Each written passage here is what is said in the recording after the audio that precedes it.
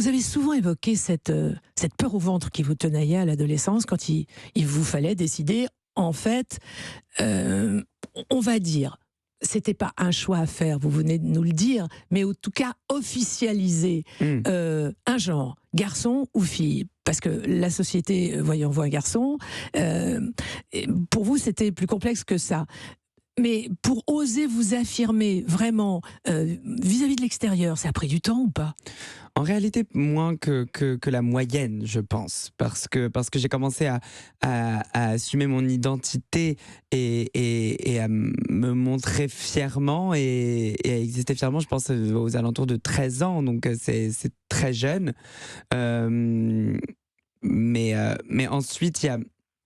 En fait, je pense que la notion de coming out, on a l'impression que c'est quelque chose qui se passe une fois et quand c'est fait et puis on passe à autre chose. Mais en réalité, on le fait plusieurs fois, on le fait Mmh. constamment, Mmh. encore et Mmh. encore et encore. Et donc j'en ai vécu plusieurs des coming out, j'en ai vécu dans des contextes très différents. J'ai reçu des réponses et des réactions différentes aussi.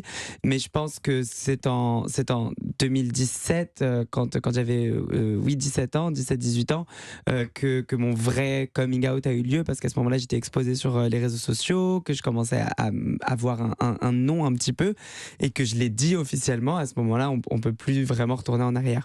Alors, queer, ce mot anglais qui signifie étrange, bizarre, puis qui ensuite a désigné les homosexuels, eh bien, queer, David Bowie, il a été de manière absolument Bien flamboyante sûr. avant tout le monde dans les 60s. Est-ce que 60 ans plus tard, Bilal Hassani, euh, vous pensez que c'est plus difficile d'être queer?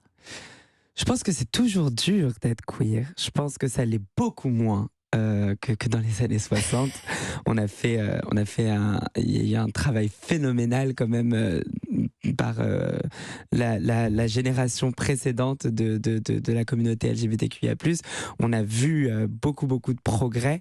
Euh, Parce que mm, tout de même, dans les années 60, toutes ces stars de la pop anglo-saxonne, donc on les voyait tout autour de la planète, c'était très assumé, très officiel, euh, et on a l'impression que les choses se sont plutôt raidies. Je ne sais pas. En fait, ce qui est étonnant, c'est que malgré le fait qu'on ait plus de droits en tant que personne queer, l'identité, la question d'identité est devenue un sujet tellement, je pense, politique que la frivolité qu'il y avait dans ces expériences et dans ces identités-là dans le passé, surtout dans la culture et notamment là on parle de musique, bah, aujourd'hui vu que c'est tellement politique, on a peur un petit peu plus Mhm. qu'avant. Et Mhm. donc aujourd'hui, bah, c'est tu deviens marqué Politique par ton et identité.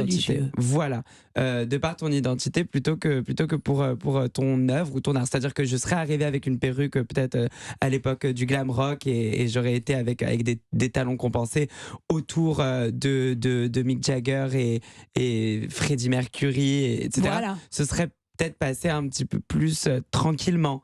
On aurait vu un personnage flamboyant, stylé. Aujourd'hui, c'est vrai qu'on va directement s'attaquer à une question sociale et qu'est-ce que tu veux dire et Et ben pourquoi, voilà. etc. Voilà la raison pour laquelle je vous ai posé cette question et vous répondez magistralement.